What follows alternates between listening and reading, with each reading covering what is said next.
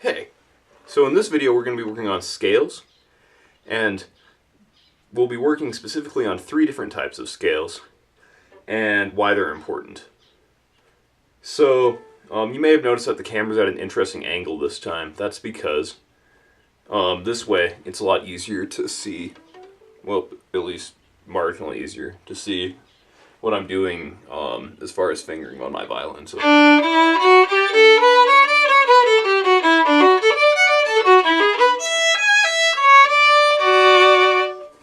And then also where my bow is. Okay, yeah, cool. So we're going to work on 3 different scales, and the first is going to be the A major scale. So everything in this book is in A major so far that we've worked on. So Twinkle Twinkle Little Star, Go Tell All Rhodey, all those things are all in A major. So A major, we'll start on A on the A string, and end on A on the E string, which is 3rd finger on the E. So 1st finger, 2nd finger, 3rd finger is close, open string, 1st finger, 2nd finger, 3rd finger is close. Note that you never have to move your 1st finger, or any of the fingers actually, in these scales. So the difference between a half step and a whole step is just distance between notes. So a half step is like the difference between a 2nd finger and a 3rd finger. See, that's pretty small, as opposed to, like, for example, between 1st finger and 2nd finger. And 1st finger and 2nd finger is called a whole step. So that's the main difference. A whole step is larger, half step is smaller. Okay, cool. So now I'm going to play the A major scale. Feel free to join the video in playing the A major scale. That'd be a good way to practice fingering, and you could check how I sound versus how you sound.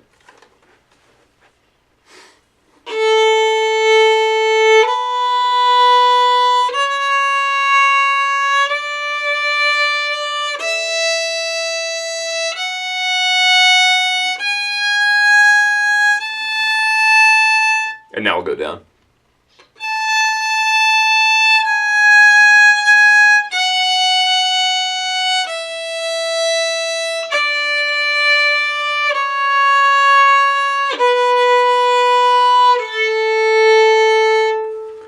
So playing the scales is the best way to train your ear, and is also an extremely good way to practice and warm up before playing other songs.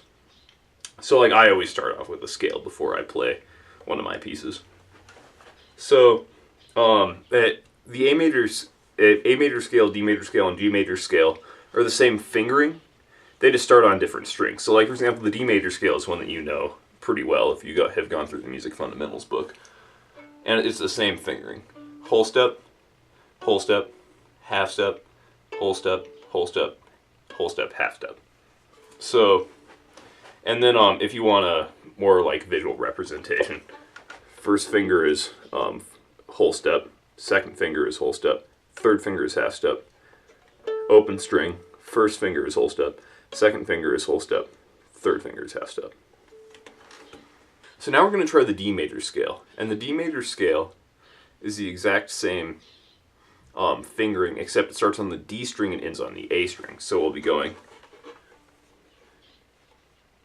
1st finger, 2nd finger, 3rd finger, open, 1st finger, 2nd finger, 3rd finger. And whole steps and half steps. That whole step, or we start on the open string, whole step, half step, whole step, whole step, whole step, half step. Yeah. So, yeah. Now let's try a D major scale.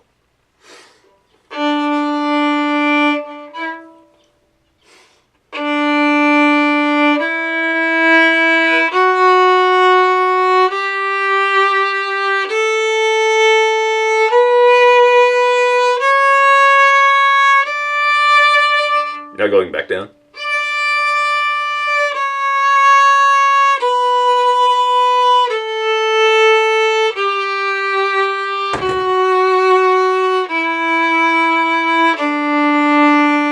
And now a G major scale, which is the exact same thing except starting on the G string and ending on the D string. So.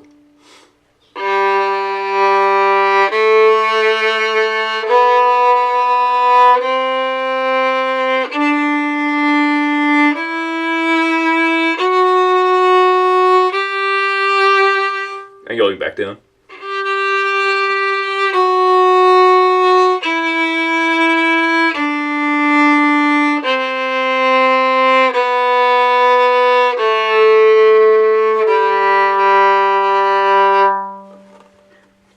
So, three important things to think about while playing scales.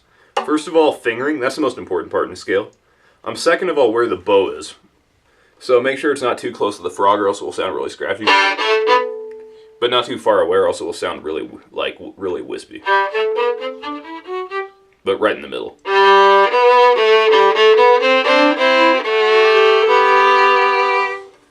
And then, the third thing to think about is how much bow you're using. So when you have fingering and bowing down on a scale, try to use as much bow as possible. So instead of just going, which is another way to practice scales, by the way, is staccato. But we'll work on legato scales right now, which is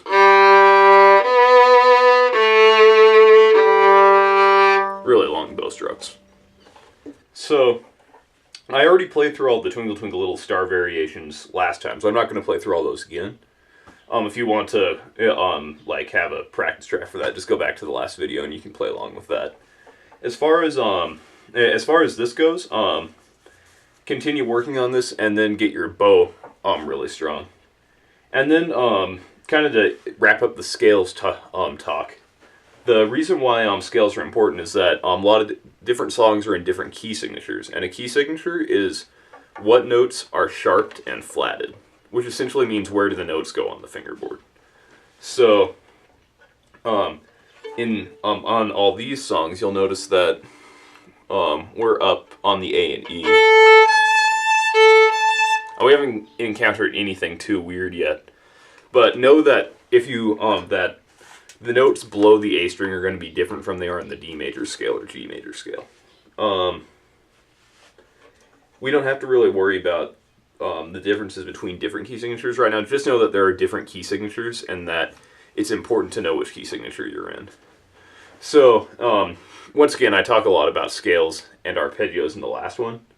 So if you want like a comprehensive, what's the difference between, how do you tell the difference, check that video. But all these songs are A major, and we know because of the 3 pound signs.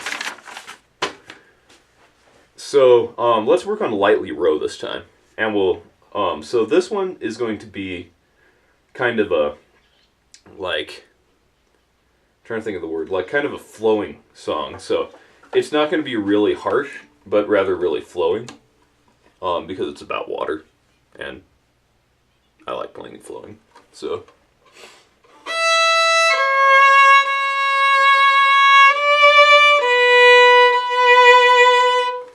A lot, very slow, and a lot of bow.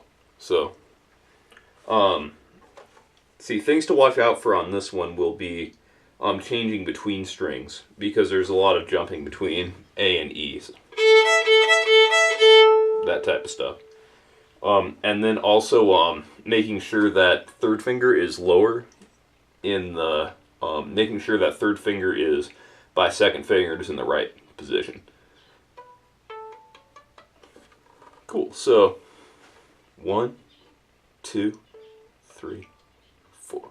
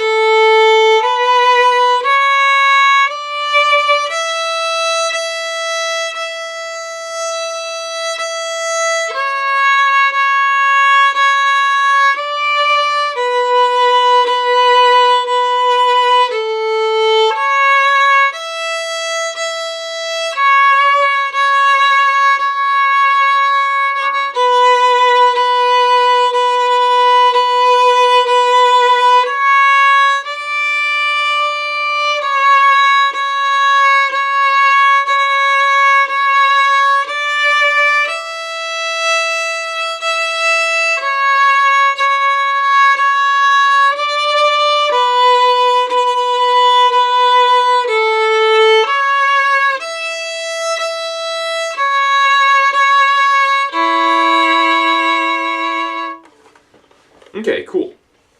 And if you want to use fourth finger, because I saw you doing that yesterday, the day that I was giving you the lesson, and then make sure that fourth finger is also in tune as well, because that's an extremely hard one to tune, even for advanced players, because the pinky is the weakest finger. So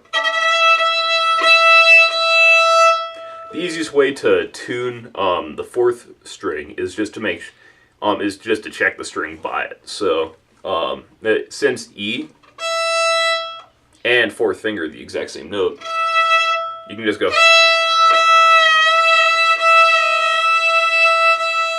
until they match up. Cool, so now let's work on Song of the Wind. So Song of the Wind is different from Lightly to Row. First of all, it's a little bit faster. You can tell because of the eighth notes.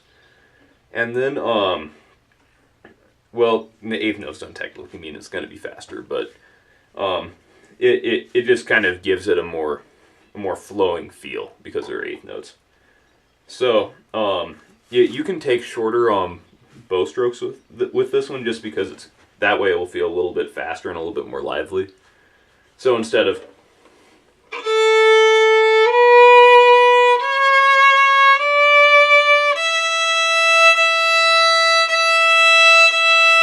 we can go.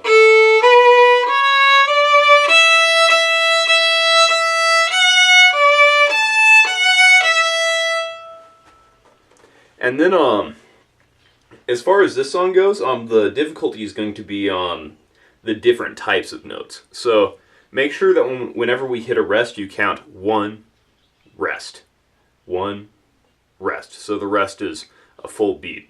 And then whenever we're counting eighth notes, remember 1 and 2 and 1 and 2 and. And there are no whole notes this time. I mean, half notes. But yeah. So as far as counting goes, if you ever get confused, just refer back to this part of the video, and then we can do and then you can just play along with this, and that way you'd be able to tell the timing. Also, when I Skype you later this week, we can work on the different techniques for counting. As far as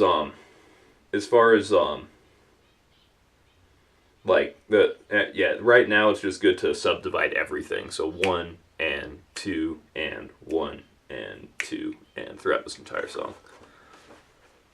So I'm going to play through the song.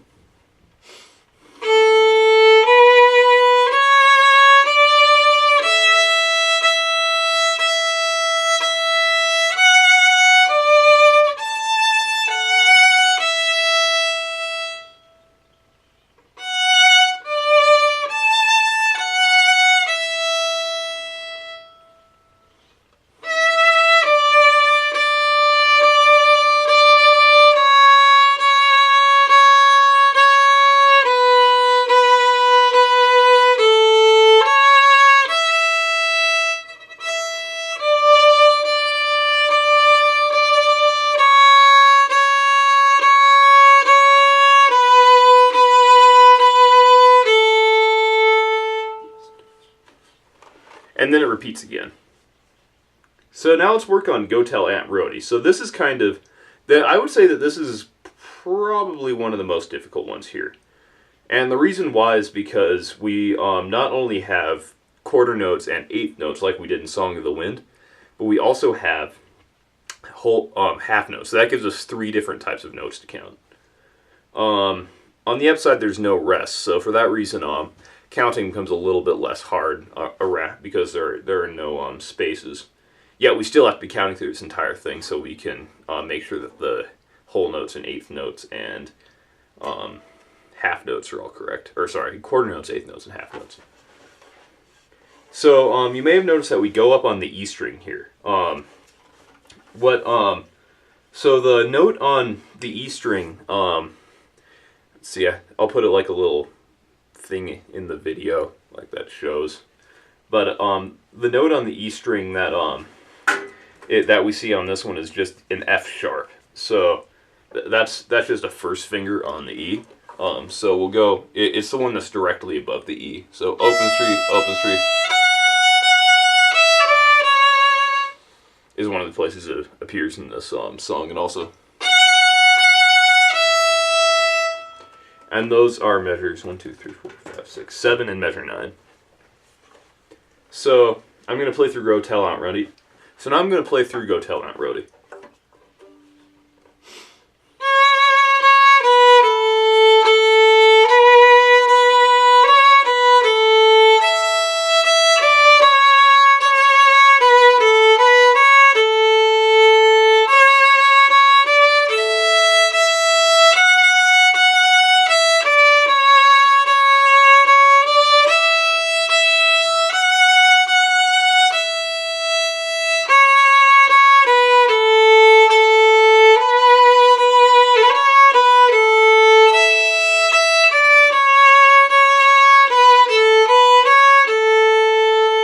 So now I'm going to play O Come Little Children to demonstrate eighth rests.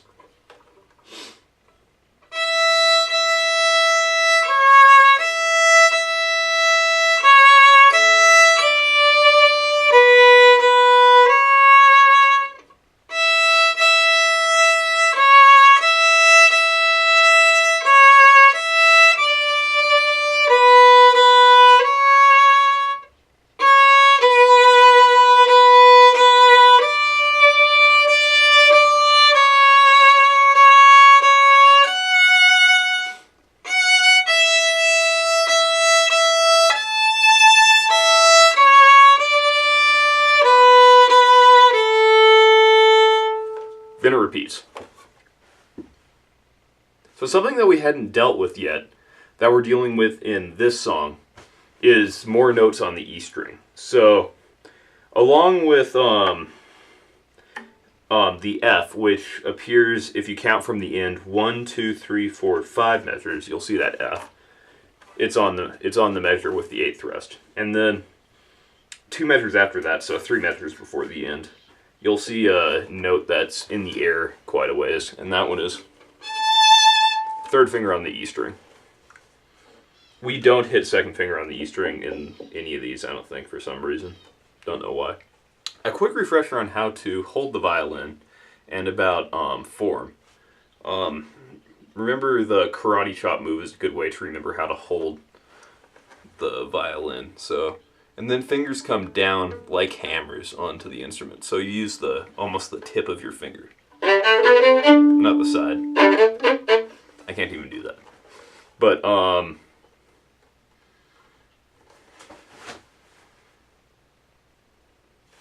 to hold the bow,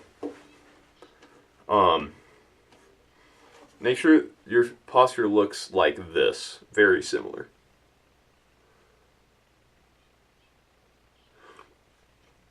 Note that the pinky is on top of the bow. These 2 fingers are together, and that the ring finger is over that dot on the bow. And then this finger is just kind of relaxed. Okay, so we've run through all these different songs. I would suggest practicing all these thoroughly. I'm trying to make sure that the intonation is correct, that the bowing is correct, where the bow is correct, all that type of stuff. If you get done with these songs, feel free to go on to May's song and Long Long Ago. And, yeah. As far as changing, a few issues that I noticed in our Skype lesson was that it took a while to get used to going from one string to the other. So like,